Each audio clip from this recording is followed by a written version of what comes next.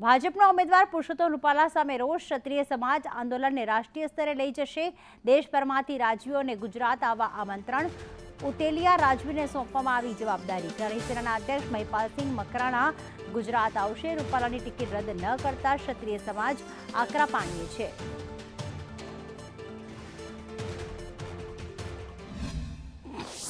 પરસોત્તમ રૂપાલા દિલ્હીથી પરત ફર્યા અને આજે તેણે પ્રચાર જે છે તે ફરી એક વખત શરૂ કરી દીધો છે। રાજપૂત સંકલન સમિતિના મુખ્ય સંયોજક છે રમજુભા જાડેજા, તેની સાથે વાત કરીશું। રમજુભા, પરસોત્તમ રૂપાલાએ આજે ફરી એક વખત પ્રચાર શરૂ કર્યો છે અને પ્રચારની શરૂઆત તેણે મા આશાપુરાના દર્શન સાથે કરી છે। એમની રીતે આ રાજકીય પ્રક્રિયા છે, સ્વાભાવિક છે અને એક એમની જે કાંઈ હોય જે કાંઈ સમાજને અસંતોષ હોય એના કુળદેવી મંદિરથી કરવું એનું એક રાજકારણ છે તો નથી। આવતીકાલે એક ત્યાં તમે બેઠકનું આયોજન કર્યું છે, કયા મુદ્દાને લઈને તેમાં ચર્ચા કરવામાં આવશે? આગળના જે કાંઈ પ્રોગ્રામો છે એને આખરી સ્વરૂપ આપવામાં આવશે।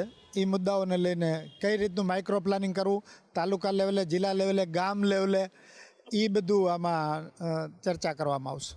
એક વાત એ પણ સામે આવી રહી છે કે તમે રાજકોટમાં મહાસંમેલન કરવાના હતા અને હવે તેને મોકૂફ રાખવામાં આવ્યું અને હવે ઉમેદવારી પત્ર ભરાઈ જાય પછી તમે મહાસંમેલન કરશો, કારણ શું મોકૂફ રાખવા પાછળ?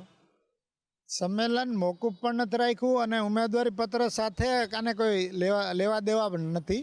તારીખ સત્તાવાર રીતે આપણે જાહેર કરી જ નહોતી છે। અન્ય રાજ્યના તો ઠીક છે કે, પરંતુ ગુજરાતમાં પણ ઘણા રાજવી પરિવારો છે, તેની સાથે સંપર્ક થયો કે કેમ અને તેમના દ્વારા કોઈ સમર્થન મળ્યું છે કે કેમ?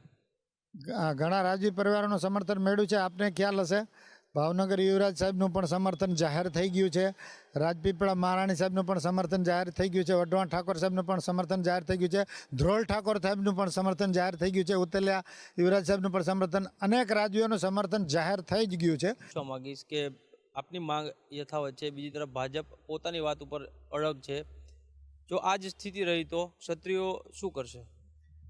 એ તો ભવિષ્યમાં જ કહેવાનું છે, બધી રણનીતિ બની રહી છે એટલે અત્યારે તો નહીં કહી શકાય એ બધું।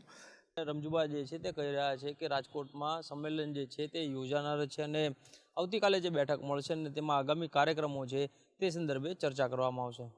કેમેરામેન મેહુલ પટેલ સાથે કશ્યપ જોશી, સંદેશ ન્યૂઝ, અમદાવાદ।